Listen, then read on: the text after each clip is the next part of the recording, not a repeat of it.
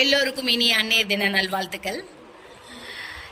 அன்னையர் தினம் அப்படின்னாலே எனக்கு உடனே எங்கள் அம்மா என்னை எவ்வளோ கஷ்டப்பட்டு வளர்த்தாங்கன்றது தான் எனக்கு ஞாபகம் வருது.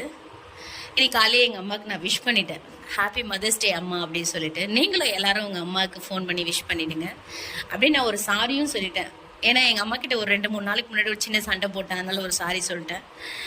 நீங்களும் எல்லாரும் எதனா ஒரு மிஸ் அண்டர்ஸ்டாண்டிங்னா இன்னைக்கு ஒரு நாளைக்கு அப்படியே சாரி சொல்லி சேர்ந்துருங்க உங்கள் அம்மா கூட. ஏன்னா திருப்பி கிடைக்காத உறவு ஒன்று கைவிட்டதுக்கு அப்புறம் நம்ம அதுக்காக அழறது ரொம்ப தப்பு.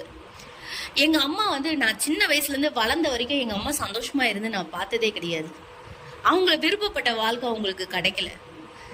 எங்கள் அப்பா ஒரு ஆல்கஹால் அடிக்டர். என்னையும் என் தம்பியை ரொம்ப போராடி வளர்த்தாங்க. எங்களுக்கு சாப்பாடு போடுறதுக்காக எங்கள் அம்மா எங்கேயும் போய் கையேந்தினது கிடையாது. எங்கள் அப்பாவும் அந்த மாதிரி வச்சுக்கிட்டாரு.